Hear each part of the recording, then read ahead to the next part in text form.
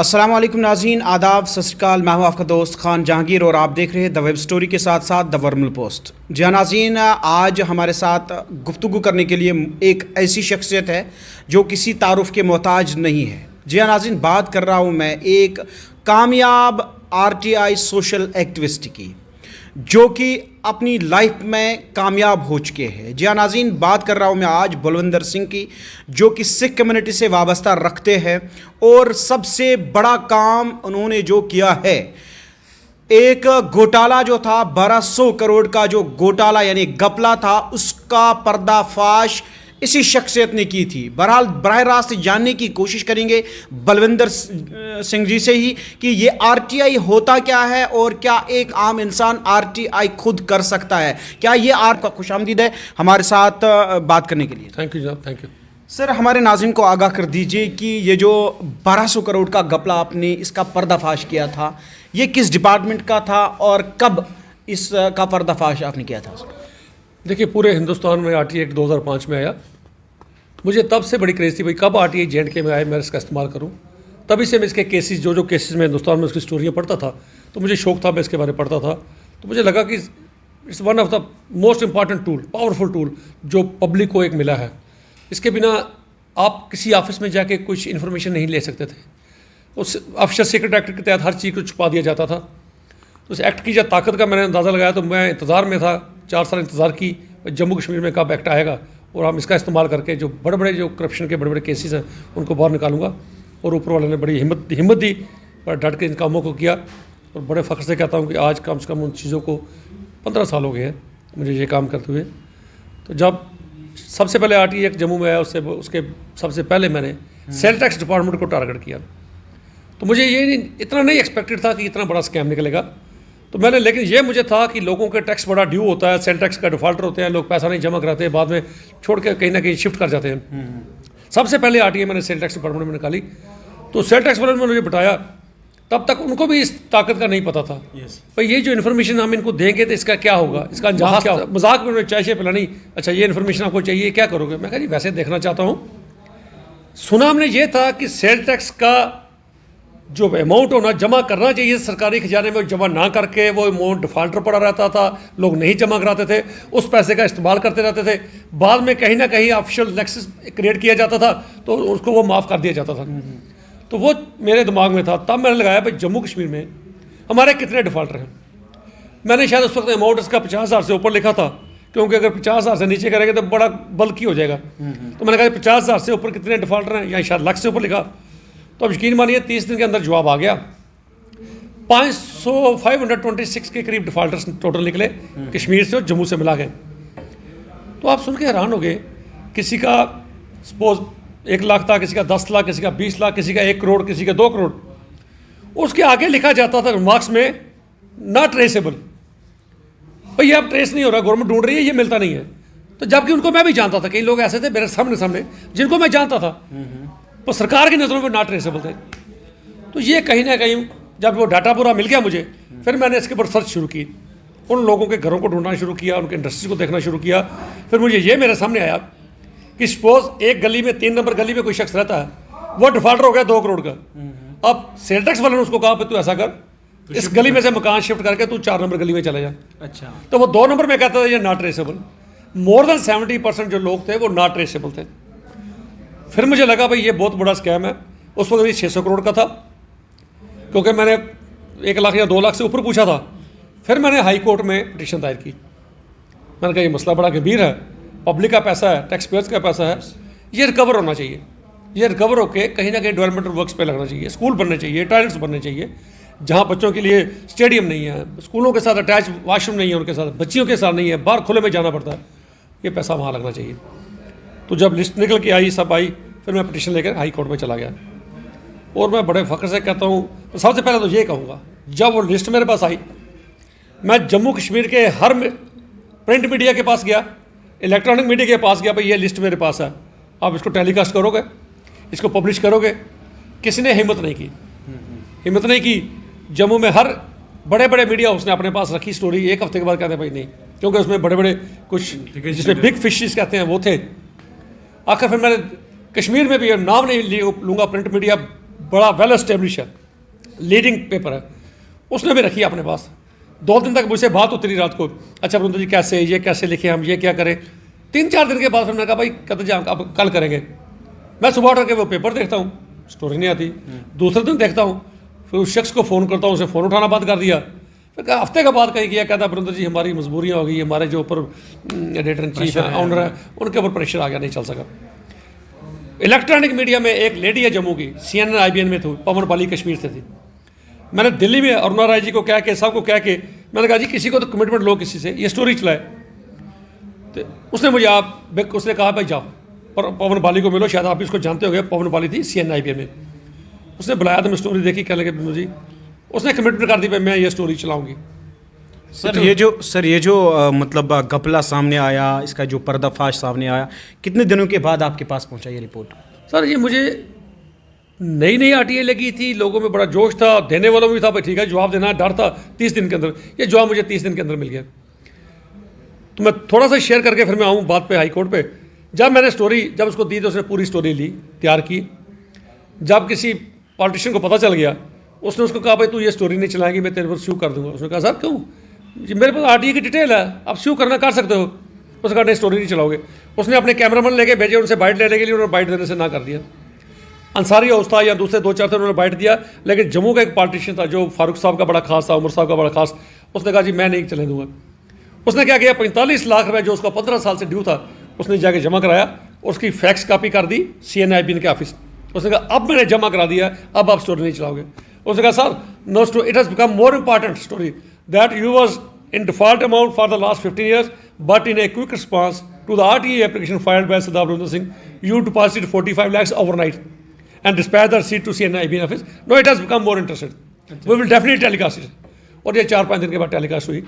और यकीन मानिए एक कितनी घबराहट थी जब चैनल में वो स्टोरी चली। फिर जैसे चैनल वाले चलाते हैं the right hand man of Omar Abdullah, the right hand man of Omar Abdullah, उसको राउंड घुमा के, तो मैं जम्मू से 1 हफ्ते के लिए बाहर चला गया।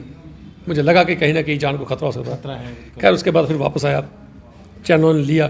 मैंने कहा जी मेरा किसी को पर्सनल किसी की इमेज ख़राब करना मेरा काम नहीं है। मेरा काम था ये जब स्कैंडल निकल के आया इसका अमाउंट रिकवर होना चाहिए, और वो होना शुरू हो गया। तो उसके बाद फिर हाई कोर्ट में जब केस हुआ, फिर इनकी पिटीशन चलनी शुरू होगी, तरीक़ों पे तरीके पढ़नी शुरू होगी। फिर मैंने कोर्ट में एक सबमिशन रखी। मैं कहा सर मैं आपको दावे से कहता हूँ ये लोग जो नॉन ट्रेसेबल कहते हैं ना, 99% ट्रेसेबल हैं। इनको कहिए कि इनके नाम पब्लिश करें, इनके फोटोग्राफ पब्लिश करें चैनल में, प्रिंट मीडिया में दें, तो ये रिकवरी हो जाएगी आपकी। कोर्ट ने कहा करो जी। तो फिर एक बहुत बड़ा मजाक किया इन्होंने, घिनौना मजाक किया। इन्होंने उनके फोटोग्राफ पब्लिश किए पेपरों में, उसमें आप ये पहचान नहीं कर सकते थे वेदर दे आर मेल और फीमेल। इतना छोटा किया ये भी नहीं पता चलता था ये कौन डिफॉल्टर है। मैंने जज साहब के आगे फिर बात रखी। मैं कहा सर ये कहते हैं आइडेंटिफाई करना, कौन इसको आइडेंटिफाई करेगा? यहाँ तो ये देखना मुमकिन नहीं है भाई ये लड़की है या लड़का है या कौन है ये। मैं कहा उनको कहो कम से कम पासपोर्ट साइज फोटो में, किसी का कवर करना है तो 50-100 रुपये खर्च कर दो, पासपोर्ट साइज फोटो लगाओ। फिर उन्होंने पासपोर्ट साइज फोटो लगाया। हर पुलिस डिस्ट्रिक्ट हेडक्वार्टर वाले SSP बेचारे सारे तंग थे, क्योंकि कोर्ट की बार बार सबको झाड़ पड़ती थी भाई आप रिकवरी, आप ढूंढो लोगों को, इनको ट्रेस करो। 4 साल मेरा केस चला, तब लद्दाख भी बीच में था। तो सारे डिफॉल्टर में से करते करते 450 करोड़ की कम से कम रिकवरी हुई। और क्याफत रिजवी साहब थे कमिश्नर सेल टैक्स, उन्होंने फिर मेरा नाम रिकमेंड करके भाई इसको कोई ना कोई कहीं ना कहीं हानर किया जाए इस शख्स को। इसने बड़ा स्ट्रीमलाइन किया है जो हमारी लैकूनस थे, लूप होल्स थे, वो सरदार जी ने बड़ा काम किया। लिहाजा इनको कहीं ना कहीं सोशल कैटेगरी में कोई अवार्ड दिया जाए। सर अक्सर ये देखा जाता है कि जो भी कोई RTI एक्टिविस्ट होता है वो अपने जो केस पहले करता है उसके बाद वो विड्रा करता है। क्या रीज़न है? क्या वो अपने मफाद के लिए वो RTI करता है, या वो अपने पैसों के लिए करता है, या कोई और मकसद इसके पीछे होता है? क्या बलविंदर सिंह ने कोई ऐसा केस तो विड्रा किया है कोर्ट से? मैं 101% कहता हूँ दावे से, और मैं कई बार चैलेंज भी करता हूँ। कोई अगर ये कोई साबित कर दे, मैं 1 लाख रुपए का कैश अवार्ड उसको दूंगा। कोई ये साबित कर दे भाई मैंने RTI लगाई और विड्रा की और उस शख्स से मैं कोई डील कर गया, जिसने कोई शख्स ये काम साबित कर देगा 1 लाख रुपए कैश अवार्ड मीडिया में पब्लिक में आगे दूंगा और उसके बाद ये काम छोड़ दूंगा। आज तक मेरी 1000 से ऊपर मेरी RTI एप्लीकेशन हो गई है, कभी ज़िंदगी में वापस नहीं ली, और हर RTI का मैं हिसाब देने को तैयार हूँ। पर मैंने लगाई। अमूमन एक्टिविस्ट कुछ जिन्होंने इस चीज़ को बदनाम भी किया, हाँ आपने कहा वापस क्यों लेते हैं, उसके 2-3 कारण हो सकते हैं। एक कारण कि डर, जो करप्ट अफसर्स हैं उनका बहुत बड़ा नेक्सस होता है, माफिया होता है बहुत बड़ा। फिर उस बेचारे को डरा देते हैं, डरा धमका देते हैं, चल तुझे क्या चाहिए था, उसने कहा जी ये स्कीम आई थी, इस स्कीम में मुझे भी 20,000 मिलना था, उसने चल 20 नहीं तुझे 10 देते हैं, तो चुप हो जा, खामोश हो जा।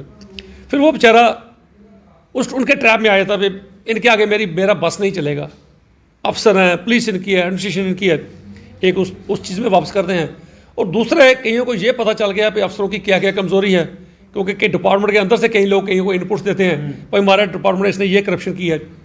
फिर उन्होंने वहाँ पर लगानी शुरू की। अगर जब किसी ने लगाई, फिर अफसरों ने कई बार किसी को क्या किया, सपोज 10 एप्लीकेशन आ गई, सबको ट्रैप करने की कोशिश करते हैं, किसी को दबका मार के, किसी को पैसा दे के, फिर जिसको उन्होंने पैसे की आदत डाल दी, फिर उसको पैसे की लत लग गई। आरटीआई के लिए क्या कोई पढ़ा लिखा नौजवान ही कर सकते हैं या कोई आम इंसान भी आरटीआई कर सकता है? नहीं, एक रिक्शा पुलर भी, उसको भी ये राइट दिया गया है, ये फंडामेंटल राइट है हर इंसान का। कोई शख्स भी लेबर का और रिक्शा पुलर हो, वो इवन के प्रेसिडेंट ऑफ इंडिया को भी आरटीआई लगा सकता है। इतनी ज़बरदस्त टूल है, इतनी ज़बरदस्त ये ताकत दी गई है। लेकिन ये ज़रूर है कि आरटीआई का ड्राफ्ट करना एक आर्ट है, क्योंकि इसमें आप ये नहीं पूछ सकते, किसी से रीज़निंग नहीं पूछ सकते, रीज़न भाई आपने ये काम क्यों किया, भाई ये मकान यहाँ पर आपने क्यों बनाया, नहीं पूछ सकते। आप ये ज़रूर पूछ सकते हैं इस मकान का कितना अमाउंट लगा, टेंडर कितने का हुआ, क्या चीज़ें हुई, वो चीज़ें पूछ सकते हैं। इसमें आप रीजनिंग नहीं पूछ सकते। आरटीआई ड्राफ्ट इसलिए है कि किसी को अगर कहते हैं वेयर द शू पिंचेस, अगर पैर में दर्द है, उसने कंसर्निंग वो चीज़ का पूछना है, पूरे शरीर का पूछ लेगा वो बड़ा वॉल्यूमनस हो जाएगा। जिस जगह पे चाहिए, अब यही कहते हैं सबको, जब हम कहीं वर्कशॉप लगाने के डिस्ट्रिक्ट हेडक्वार्टर में, हमने यह कहा भाई बी ब्रीफ, आपका ड्राफ्ट बड़ा ब्रीफ होना चाहिए। आपको किसी पर्टिकुलर एक जगह की चाहिए, उस गांव की चाहिए, उस एरिया की चाहिए, पर्टिकुलर उस खसरा नंबर पे जाओ। अगर ज़मीन की कोई डाटा चाहिए, अब ये नहीं मिलती। बुलंद साहब, आने वाले वक्त में आपको लग रहा है कि आरटीआई की ज़रूरत बहुत ज़्यादा बढ़ रही है? देखिए, मैं कहता हूँ ज़्यादा बढ़ रही है, लेकिन ये मैं कहूँगा बदकिस्मती से ये भी कहूँगा कि कहीं ना कहीं अब आरटीआई में जवाब देने में अफसर भी कहीं ना कहीं नहीं देते जवाब को। क्योंकि पहले जो था हमारा कमीशन, इंफॉर्मेशन कमीशन रियासत में था, 6 महीने जम्मू था, 6 महीने श्रीनगर था, तो इनको डर था अफसर्स को, भाई अगर आज हम जवाब नहीं देंगे, 30 दिन के बाद फर्स्ट अपील में चला जाएगा, फिर 45 डेज़ में सेकंड अपील में चला जाएगा, तो हमें कमीशन में जाके कहीं ना कहीं पेनलाइज किया जाएगा। अब उनको ये डर खत्म हो गया, क्योंकि कमीशन हमारा जम्मू में नहीं है, हमें सेंट्रल इंफॉर्मेशन कमीशन के तहत जवाब मांगना पड़ता है, सेकंड अपील वहाँ लगानी पड़ती है। तो यकीन मानिए मैंने नहीं लगाई आज तक, क्योंकि मुझे पता है मिनिमम आपको 1 साल लगता है, मिनिमम 1 साल। और जे का जो एक्ट था that was much more powerful, क्योंकि वहाँ टाइम लिमिट थी, टाइम बाउंड था, 60 डेज़ के अंदर आपको वो डिस्पोजल करना है, maximum up to the 120 days.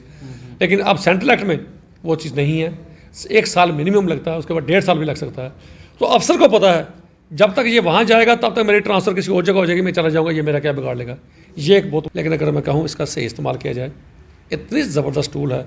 आम शख्स कोई राशन कार्ड अप्लाई करता था, उसको नहीं मिलता, सपोज एक रूल बना हुआ राशन कार्ड 20 दिन के अंदर मिलना चाहिए, फिर वो आरटीआई लगाता है भाई मेरा राशन कार्ड 20 दिन में नहीं बना। मैं राशन कार्ड, उसको सिंपल मैं एक सवाल देता हूँ लिखने के लिए, क्या पूछना, अगर कहीं अप्लाई किया, उनको पूछो ये मेरी एप्लीकेशन है, इस डेट को मैंने अप्लाई किया, kindly provide me day to day action taken on this application, किस ने मेरे इस एप्लीकेशन के ऊपर काम किया, क्या क्या किया, इमीडिएटली वो शख्स आपको बुला के कहेगा भाई अपना राशन कार्ड ले जाओ। ऐसा हुआ, ऐसी चीज़ें हुई, बहुत चीज़ें लोगों की, राशन कार्ड हो गया, पासपोर्ट हो गया, पानी का कनेक्शन हो गया, रोड के मसले हो गए, ये चीज़ें लोगों की ग्रीवेंसेस भी रिड्रेस हुए। अच्छा, कई बार लोग इसको as a grievances redressal mechanism भी समझते हैं, पर ये ऐसा नहीं है, ये ग्रीवेंसेस रिड्रेसल नहीं है, क्योंकि बेचारी जनता है, उनको नहीं पता, जब कोई सुनता नहीं है फिर वो इसको अपना वही समझता है भी ये लगाएंगे आरटीआई के थ्रू मेरा ये काम हो जाएगा इस पर। और मैं समझता हूँ फ़ायदा भी बहुत हुआ। कश्मीर में भी जैसे मैं आपको कह दूँ, कई चीज़ें जब तक आपके पास इन्फॉर्मेशन ना हो आप कुछ काम नहीं कर पाते। सपोज मैं कश्मीर की बात करूँ, तोशा मैदान का था, वहाँ कुछ एक मूवमेंट तैयार हुई, भाई यहाँ फायरिंग होती है, लोग मरते हैं, अब वो फायरिंग रेंज तो चेंज होगी। अब उन लोगों ने हाई कोर्ट में केस किया भी आज तक जितनी लोगों की यहाँ कैजुअल्टीज़ हुई हैं इन बर्स्ट होने की वजह से, उनको क्लेम दिया जाए। अगर आरटीआई एक्ट ना होता, उनके पास वो इन्फॉर्मेशन ना होती भाई कितने लोगों को बर्स्ट लगा, कितने लोगों को, तो उसमें क्या लेके जाते। इस आरटीआई एक्ट ने उनको इस काबिल बनाया कि उनको वो इन्फॉर्मेशन मिली, भाई यहाँ 20 लोग मरे या 30 लोग मरे, वो इन्फॉर्मेशन कहीं से मिली। अब मैं बात करूँ, मेरे पास जम्मू कश्मीर का हर डाटा है। सपोज कश्मीर से सिखों की कितनी माइग्रेशन हुई, सिख कितने मारे गए कश्मीर की मिलिटेंसी में, कश्मीरी पंडित्स कितने मारे गए, मुस्लिम्स कितने मारे गए, ये मेरे पास डाटा है। ये RTE एक्ट था तो मेरे पास ये डाटा है। नहीं तो कहते जी 500 कश्मीरी पंडित सपोज मारे गए, सरदार कितने मारे गए नहीं पता था, कोई कह रही नहीं मारे गए। RTE एक्ट ने मुझे इस काबिल बनाया कि मेरे पास अगर 227 सिख मारे गए, उनके डिटेल मेरे पास आई है, उनके नाम मेरे पास आए हैं, कितने मिसिंग है उनके नाम मेरे पास आए हैं, कितने कश्मीरी पंडित कहाँ कहाँ मारे गए डिटेल मेरे पास आई है, 7-8 हज़ार मुस्लिम मारा गया मिलिटेंसी रिलेटेड एक्टिविटीज में, उनकी डिटेल मेरे पास आई है। ये एक्ट की वजह से ही पॉसिबल हुआ, वरना किस थाने में जाके मेरी जरूरत थी, एक कांस्टेबल से बात करो उससे तो मैं बात नहीं करता, मेरी जरूरत थी मैं इतने बड़े बड़े ऑफिस में जाके ऐसा डाटा निकालता। ये RTE एक्ट की बदौलत हुआ तो ये चीज़ें मुमकिन हुई, पॉसिबल हुई, तभी जाके अगर मैं कोर्ट में 440 करोड़ की रिकवरी कराई बिकॉज ऑफ RTE एक्ट ना होता मुझे ये कभी ना पता चलता कि कितना अमाउंट डिफॉल्टर अमाउंट कितना है, ये चीज़ें पता चली। क्या अच्छा, एक पिटीशन मेरी हाई कोर्ट में चल रही है with regard to the shortage of doctors in health department, ये भी कैसे मुमकिन हुआ, RTE ना होता मुझे क्या पता चलता। मैंने इंस्टीट्यूशन वाइज डिटेल मांगी थी हेल्थ डिपार्टमेंट से, भाई मुझे बताइए जम्मू प्रोविंस में इंस्टीट्यूशन वाइज डिटेल बताइए डॉक्टर कहाँ कहाँ कितने शॉर्ट हैं, और मुझे 117 पेज की मैंने पटिशन बना के कोर्ट में लगाई और वो 4 साल से चल रही है। मेरी उस पटिशन के ऊपर 329 डॉक्टर्स की थ्रू PSC रिक्रूटमेंट हुई है, अभी भी 700 डॉक्टर की शॉर्टेज है। वो पटिशन मेरी आज भी चल रही है, जब तक वो पूरी शॉर्टेज पूरी नहीं करवाऊंगा वो पटिशन को मैं फॉलो करता रहूँगा। और मैं अपने एडवोकेट साहब को भी क्रेडिट देना चाहता हूँ, शेख शकील साहब है मेरे एडवोकेट जो फ्री ऑफ कास्ट मेरा केस लड़ते हैं और आज तक वो जिंदा रखी है मेरी वो पटिशन। और मैं उम्मीद करता हूँ कि जब तक पूरे डॉक्टर्स वैकेंसीज पूरी फिल नहीं हुई तो मैं इस चीज़ से पीछे नहीं हटूँगा।